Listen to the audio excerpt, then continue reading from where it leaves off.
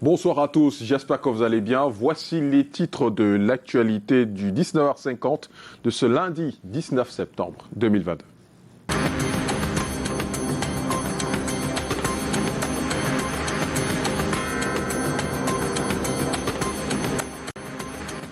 Douala, dans l'étau de l'insécurité, la ville vit au rythme des agressions et de nombreux braquages, une escalade que les autorités de la métropole économique relativisent.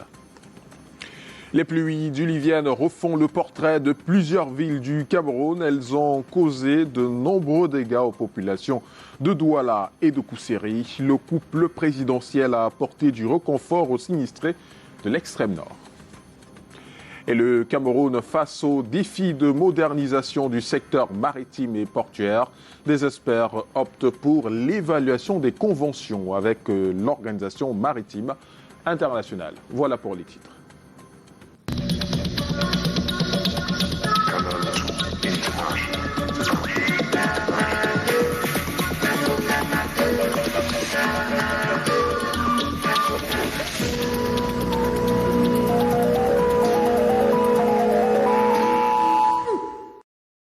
Fin de semaine agitée avec des coups de feu entendus dans l'arrondissement de Douala. Premier, un braquage stoppé par les forces de l'ordre, un fait qui nous donne l'occasion de questionner la sécurité dans la métropole économique. Et face aux inquiétudes des populations, les autorités et experts relativisent. Aimé Catherine Moukouri, Thierry Nana.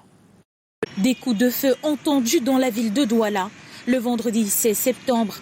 Un fait qui n'a pas échappé aux populations. À travers les réseaux sociaux, Facebook, les documents, les informations qui se relaient. Mais ce que nous pouvons dire, c'est de continuer à faire confiance à nos forces de maintien de l'ordre. Il s'agissait d'une attaque visant un ressortissant étranger menée par des hommes lourdement armés, au lieu-dit Koumassi dans le premier arrondissement. Malgré l'intervention rapide des forces de l'ordre qui ont pris en chasse et interpellé 2 des contrevenants, pour certains cet événement, comme d'autres survenus les mois précédents, sont une nouvelle alerte sur l'insécurité dans la ville. Ça va grandir ce braquage-là et les autorités pour moi devaient trouver dans l'heure pour pouvoir les traquer. Parce que même de jour comme de nuit, dans le taxi, en moto, on n'est pas en sécurité. Cependant, pour les experts, il est impossible dans les grandes métropoles d'éviter à 100% le grand banditisme. Surtout en des périodes actives comme celle de la rentrée scolaire, d'où l'importance des routines de défense. La sécurité parfaite n'existe nulle part sur la terre. Même dans les lieux les plus sécurisés, il existe toujours un minimum d'insécurité. Et c'est pour cela que les dispositifs de défense et de sécurité qui sont appelés à répondre à cette insécurité sont des dispositifs permanents. C'est des dispositifs qui sont censés fonctionner 24 heures sur 24. La période de la rentrée scolaire est une période qui appelle à plus de vigilance. L'autorité administrative se veut plus rassurante sur la question et met en avant l'action rapide des forces de défense et l'ensemble des mesures prises pour stopper les actions. On ne peut pas empêcher que des bandits suivent certaines personnes, selon ces bandits qui seraient peut-être en possession d'un bien qu'ils convoitent. Nous devrions saluer l'action prompte de nos forces de l'ordre qui ont empêché que cet expatrié soit agressé par supposés ravisseurs. Je dis toujours que quand nous sommes prévenus à temps, nos forces réagissent aussi à temps. La coopération et la dénonciation des populations est saluée. La ville de Douala, métropole économique, mérite une attention et un suivi particulier. Et ils ont fui leur domicile, non pas à cause de l'insécurité, mais de la montée des eaux au quartier Ngodi Bakoko, au lieu du Minicité à Douala. Le drain, abandonné sans curage depuis plusieurs années, renvoie plutôt l'eau dans les habitations. Et c'est les pieds dans l'eau que les habitants se sont réveillés ce matin. Reportage Samuel Baïha. Des trombes d'eau se sont déversées sur la ville de Douala. Et dès le matin, à Ngodi Bakoko, entrée Minicité, dans l'arrondissement de Douala 3e, la malédiction s'est répandue dans les ménages et les ateliers. Nous souffrons dans ce quartier-là avec l'eau, donc je ne sais pas vraiment il faut que l'État voie comment il va faire avec nous. 7 ans, 8 ans, nous n'avons pas eu de problème à ce niveau. Mais au fur et à mesure, on a constaté que le drain Cambo, au fur et à mesure qu'il pleut, ça charge le sable et le drain n'est pas... On ne nettoie pas le sable. Une fois, on s'est plaint au niveau de la mairie. Ils sont venus, ils ont essayé de nettoyer à quelques 1 kilo. Mais après, ils ont dit que ce n'était plus à leur niveau. C'est le non-curage des grains. Nous avons le grain Cambo. Depuis plusieurs années, l'État n'a jamais pensé à nous. Ce drain débordé a rejeté le flux d'eau vers les habitations. Au loin, on aperçoit des silhouettes d'hommes perchés sur des bancs. Un, motivé par notre présence, affronte l'eau, guidé par son intuition.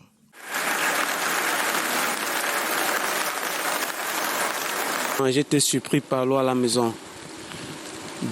Subitement, je me suis levé, accompagner les enfants à l'école, revenir pour sauver la maison. J'ai porté les enfants au dos pour contourner, pour les accompagner à l'école.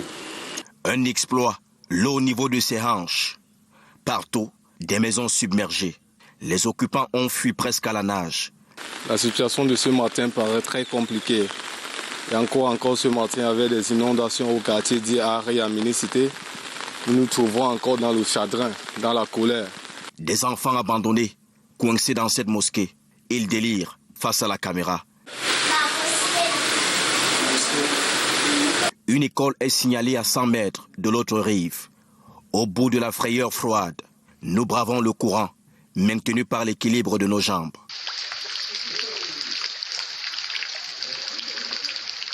L'école a découvert et encerclée par la montée des eaux. Les élèves au premier niveau n'ont pas idée que le car de transport s'est embourbé sur la cour marécageuse. Des efforts sans succès pour se libérer de la détresse. Tous attendront même postés à la fenêtre que le niveau d'eau baisse. Et les inondations ont également causé de nombreux dégâts dans le Logone-Chari, dans l'extrême nord.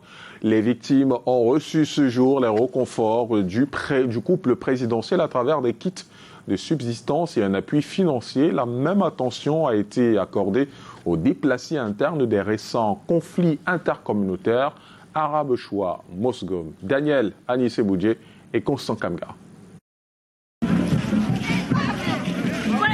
Du beau temps après 2 semaines d'orage sur les plaines de Koussiri dans le Logone-Chari à l'extrême nord. Des pluies diluviennes suivies de violentes inondations ont sinistré les populations riveraines, ravageant au passage leurs habitats et leurs champs. Comme en pareille circonstance par le passé, l'État est à leur chevet ce 19 septembre.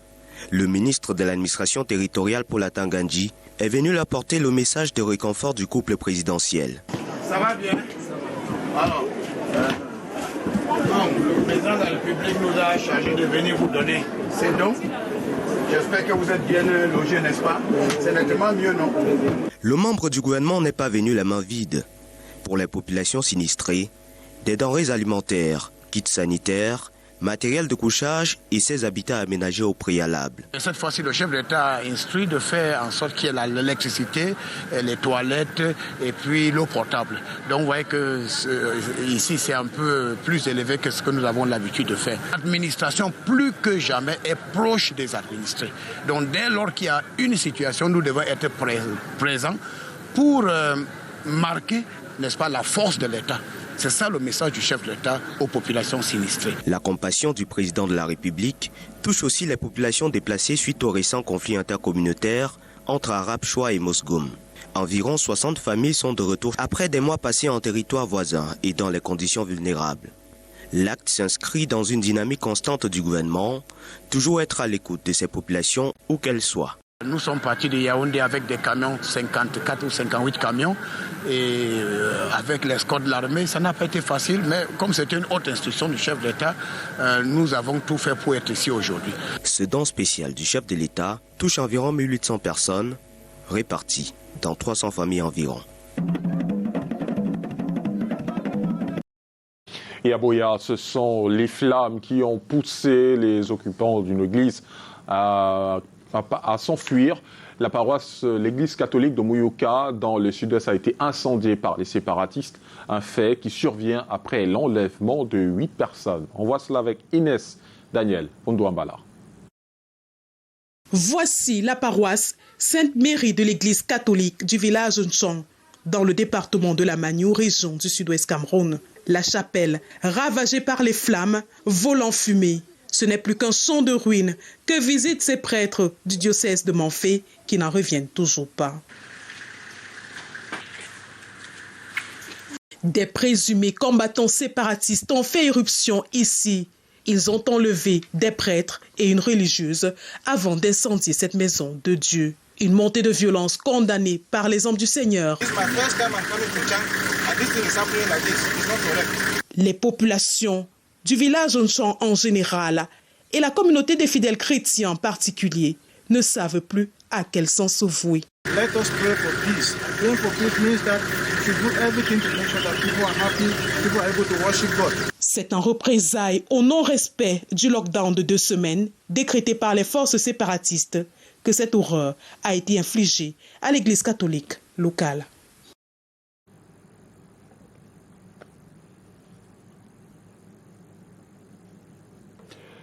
Aider à trouver du poulet demande d'effectuer un parcours du combattant. La volaille se fait rare dans la localité et les commerçants sortent aux abois et demandent de l'aide au pouvoir public. Voici le reportage de notre correspondant Christian Bock. Malgré l'autorisation d'importation des produits aviaires du Brésil, le 22 mars 2021, par le ministre de l'Élevage, des Pêches et des Industries animales, le manque de poulets sur le marché se fait toujours ressentir. C'est le cas des DA dans la Sanaga maritime. Les livreurs nous disent que le corona a tout bloqué. C'est pour ça qu'il y a un manque de poussins. Il faut commander, tu fais au moins 2 ou 3 mois avant d'avoir les poussins. Moi, quand j'ai commencé dans cette histoire de l'élevage, le poussin a 250. Aujourd'hui, nous sommes à 700. D'autres te disent même 750. L'aliment du poulet aussi a augmenté. On achetait le sac de démarrage à 15 000. Aujourd'hui, nous sommes à 17 800. Le sac de croissance à 16 000.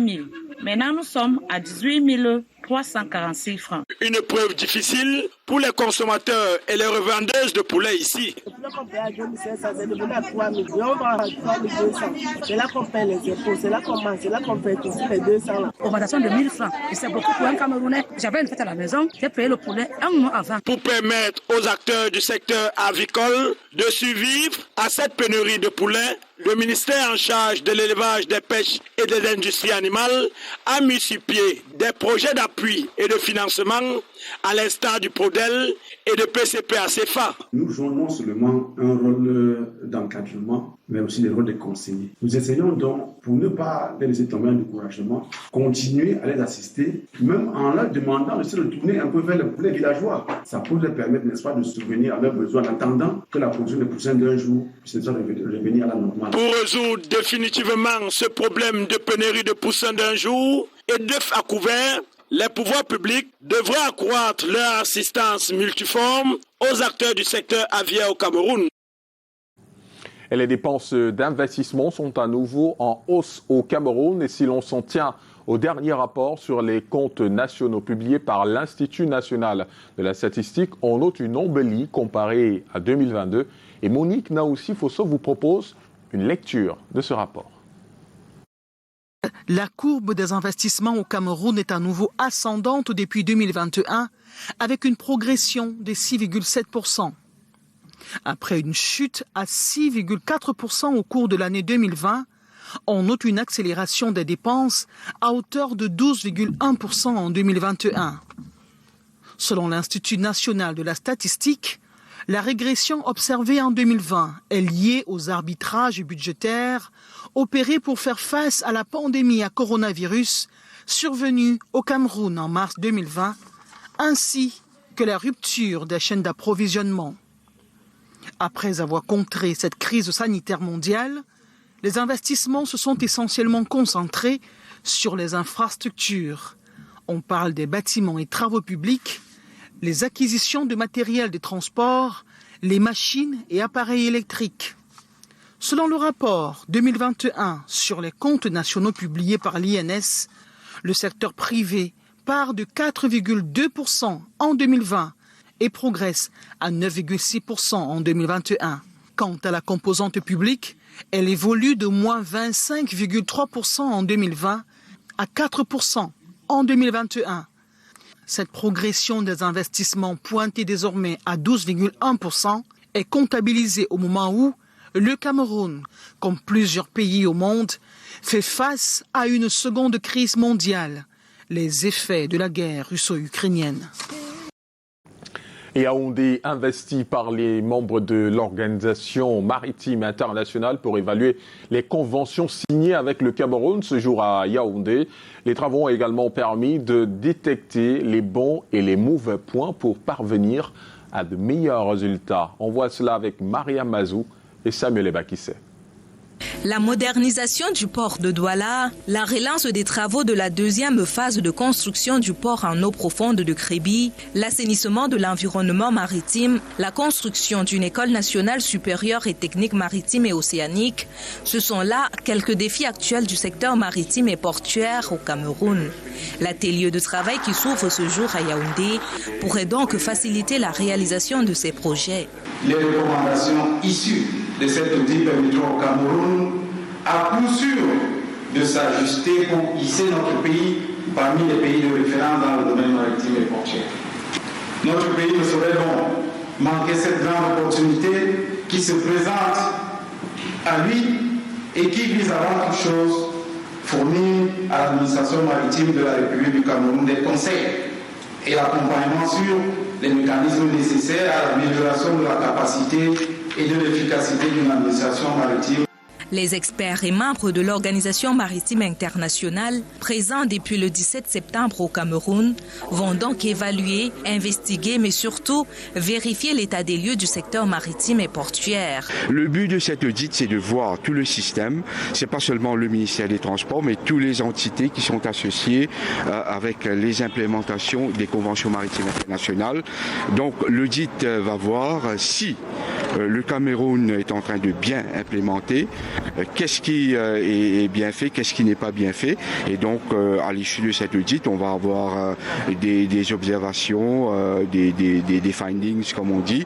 Et oui, ça va aider l'État membre à mieux, des fois, restructurer. Ils ont toute une semaine pour mener à bien ces travaux. Progressivement, les acteurs du secteur maritime et portuaire reçoivent des outils nécessaires visant à affiner leurs compétences en la matière. Dans l'actualité également, un plaidoyer pour la paix dans les régions conflictogènes portées par des femmes. Elles revêtent la casquette des négociatrices pour se soumettre à un exercice particulier, se substituer à toutes les parties prenantes à ces conflits, tout en invitant les acteurs clés à reconsidérer l'option du dialogue. Janice Kamga et Serge Alain Zébou. À leur manière, ces femmes issues de la société civile entrent dans le champ de bataille. Elles mènent le combat, non pas armées de machettes ou de kalachnikov, mais de paroles de paix pour les régions camerounaises en crise, à savoir l'extrême nord, l'est, le nord-ouest et le sud-ouest. C'est vrai que les femmes n'ont pas un mandat officiel à négocier, mais en même temps, c'est important que les femmes soient impliquées dans les négociations de paix. Les expériences internationales ont montré que plus les femmes sont impliquées dans les négociations de paix et dans le dialogue, plus la probabilité est élevée qu'un processus de paix sera soutenable. Comme pour prouver leur fécondité, ces médiatrices assument porter 3 jours durant des costumes de différentes parties prenantes au conflit et de mener des négociations qui devraient accoucher accalmie, tranquillité et fraternité.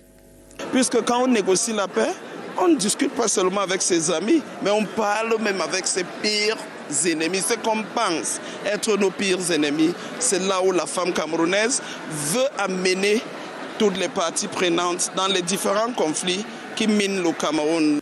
Ce film, inspiré de faits réels, se déroule dans le prolongement du grand dialogue national. Il est question pour ces Amazones de trouver un compromis et ainsi jouer leur partition dans le processus de construction d'une paix durable. Et si la paix favorise le développement, l'épistémologue Karl Raimond pense que le développement d'une société passe par le libéralisme et non la dictature. C'est autour de sa pensée que la deuxième édition des Journées des philosophes des sciences est axée. sur les intervenants à ce colloque interpellent la société camerounaise à une ouverture à la critique des autres. Muriel Aminanga et Bertrand Tiassé. Dans cette salle, philosophes, penseurs, écrivains et curieux célèbrent l'esprit scientifique. Au menu de ce séminaire qui dure 2 jours, un hommage à Karl Raimund Popper, philosophe des sciences anticonformistes. Sa pensée philosophique s'articule autour du rationalisme critique adapté à la société camerounaise. Il s'agit en gros de dédogmatiser les mentalités. L'auteur, le philosophe Popper, nous montre les voies, la manière avec son rationalisme critique, comment on peut remettre en question ces traditions qui nous accablent, ces croyances qui nous accablent et qui ne nous amènent à rien. Un mot-clé dans ce processus, c'est la libéralisation.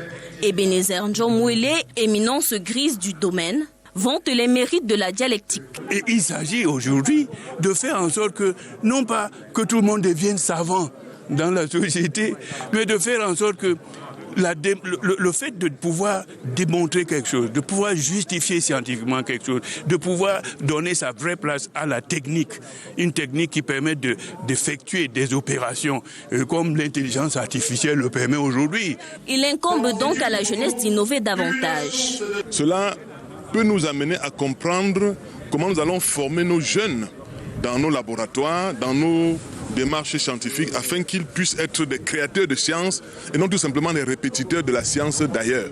Dans une société où l'essentiel des activités du commun consiste à nourrir le corps, la journée de philosophie des sciences continue de se frayer un chemin. L'acte 2 titille l'esprit à travers l'œuvre du Britannique d'origine autrichienne, Karl Raimund Popper.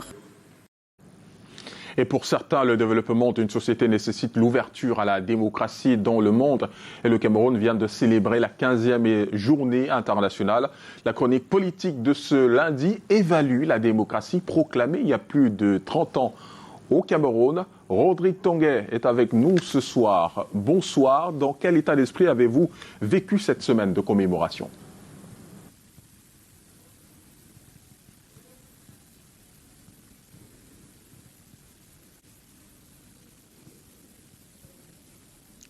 Bonsoir Alain Gizan Kanga. De notre position, nous avons scruté toute la semaine des faits et des gestes d'acteurs, ce qui repose désormais la responsabilité de l'enracinement de la démocratie pris au sens d'Abraham Lincoln, le gouvernement du peuple par le peuple. J'avoue, Alain Gizan Kanga, que nous avons été malheureux de n'avoir assisté à aucune déclaration du gouvernement camerounais, à aucune activité du Parlement camerounais, par de grandes actions de la part des partis politiques camerounais, un contenu tiède dans la presse camerounaise. Et heureusement, sur le tard et le 15 septembre dernier, le clou de l'activité, jour du clou de l'activité, la conférence de presse du mouvement Tournons la page de l'activiste Jean-Marc Bikoko qui a ressorti l'ancienne, l'urgence de l'alternance chez nous. On dira sur ce coup-là un frémissement quand même.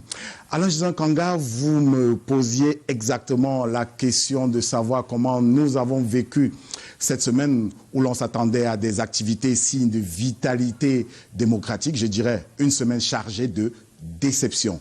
Même si le secrétaire général des Nations Unies a fait une déclaration pour se pencher sur le sort de la presse spécifiquement, je dirais une déclaration, mais enfin une déclaration tenue à milieu d'ici, c'est-à-dire parfois sans les préoccupations qui sont les nôtres, les préoccupations locales en matière d'enracinement de la démocratie chez nous.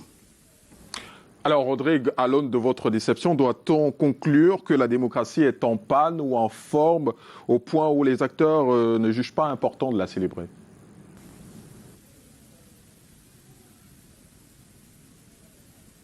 Quatre leviers Alain Gizan Kanga devraient guider cette grille de lecture: le suffrage universel, l'avis des partis politiques, la séparation des pouvoirs et le respect des libertés individuelles et collectives.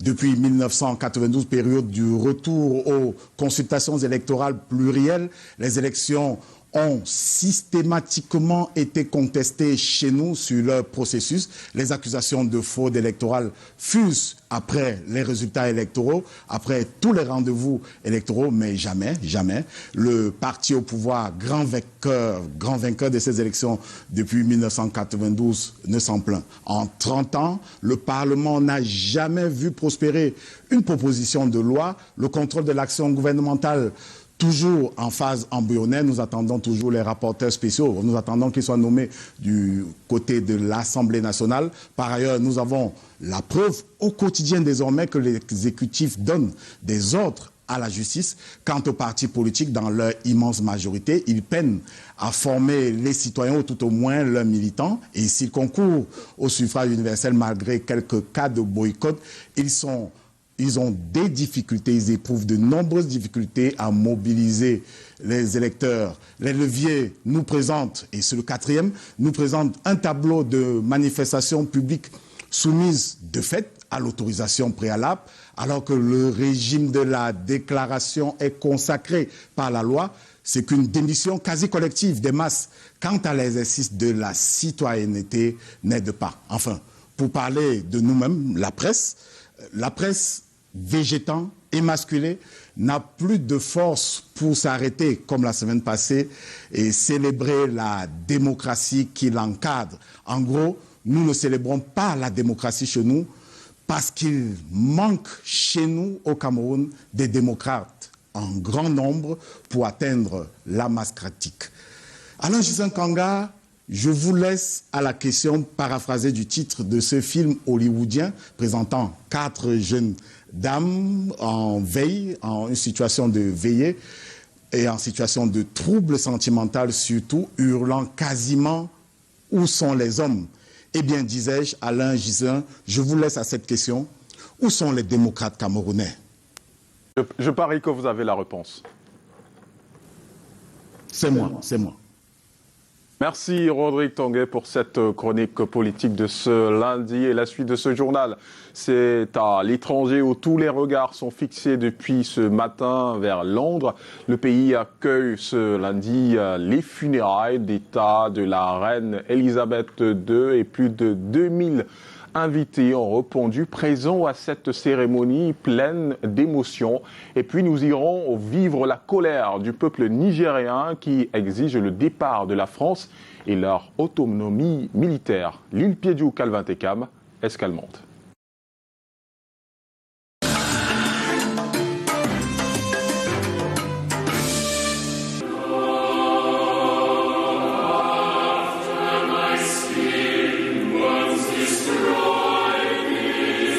Une page de l'histoire britannique se referme à Londres.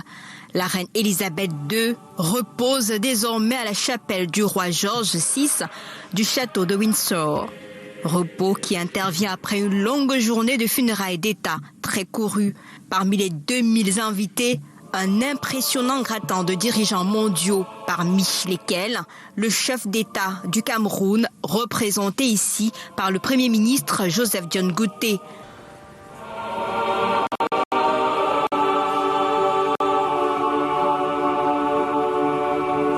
Le cercueil rehaussé par cette scintillante couronne impériale est arrivé en procession suivi par le roi Charles III et les membres de la grande famille royale à pied.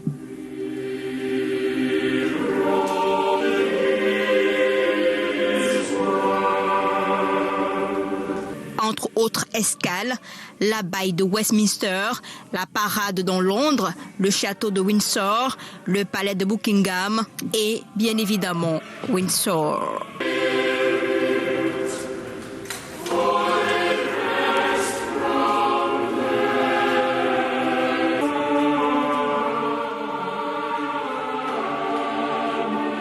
L'attente étant très longue, un policier s'est évanoui en chemin pour l'abbaye de Westminster et a immédiatement été transporté sur une civière par des collègues. Pendant ce temps, dans tout le pays, les citoyens se sont rassemblés pour regarder les funérailles de la reine Elisabeth II sur des écrans géants.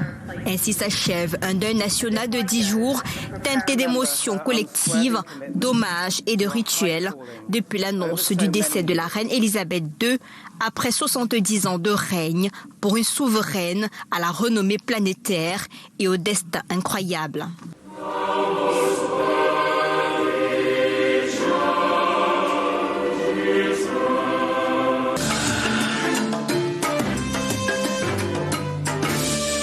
Plusieurs centaines de personnes manifestent pacifiquement dans les rues de la capitale nigérienne, Niamey, pour protester contre la force anti-djihadiste française Barkhane, tout en encensant la Russie. Le slogan anti-français parce que nous exigeons le départ immédiat de la force Barkhane au Niger, qui aliène notre souveraineté, qui est en train de déstabiliser le Sahel. La France aujourd'hui empêche toute possibilité de collaboration et de coopération basée sur la confiance entre notre pays et le Mali pour endiguer le terrorisme qui n'est qu'une invention et une création de la France à partir de l'assassinat de Kadhafi.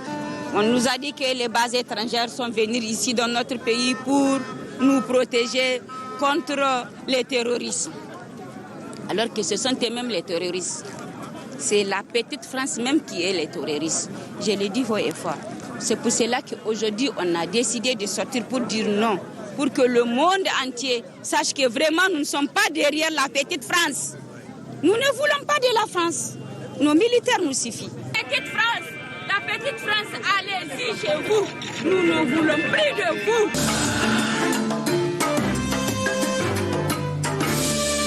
Le Sénégal, depuis le week-end dernier, a un nouveau gouvernement. Constitué de 38 membres, dont 8 femmes, 14 ministres font leur entrée dans le gouvernement, tandis que 14 autres quittent le bateau. Le nouveau Premier ministre est Amadou Ba, un poste supprimé par Macky Sall en 2019 et rétabli en décembre 2021. Cet ancien ministre des Finances de 2013 à 2019, des Affaires étrangères de 2019 à 2020, arrive dans un contexte particulier où le Sénégal est confronté entre autres à la hausse des prix, un pays divisé politiquement avec cette série d'incidents observés au Parlement il y a quelques jours. Devrait être à ses côtés pour l'aider dans la mise en œuvre de sa vision déclinée à travers le plan Sénégal émergent. Amadou Ba devra établir un nouvel équilibre entre les pouvoirs en renforçant le caractère présidentiel du régime sénégalais.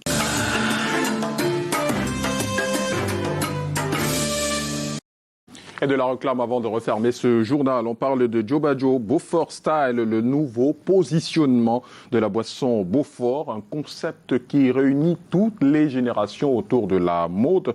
Et je vous propose d'écouter Christian Dikongo, chef segment bière blonde, dans cet extrait sélectionné par Monique Naousifoso. On n'est jamais assez vieux pour bien faire. Et je crois que Beaufort Lager est le prototype même de l'excellence qui ne tarit pas, qui ne change pas. La perfection est parfaite hier, aujourd'hui et demain. Alors on est dans un contexte conceptuel qui voudrait bien faire en sorte que plusieurs générations se retrouvent pour justement célébrer l'excellence. Et c'est ici que se referme cette édition. Merci de votre fidélité à Canal 2 International. Je vous retrouve demain, même lieu, même heure, 19h50. Bonsoir.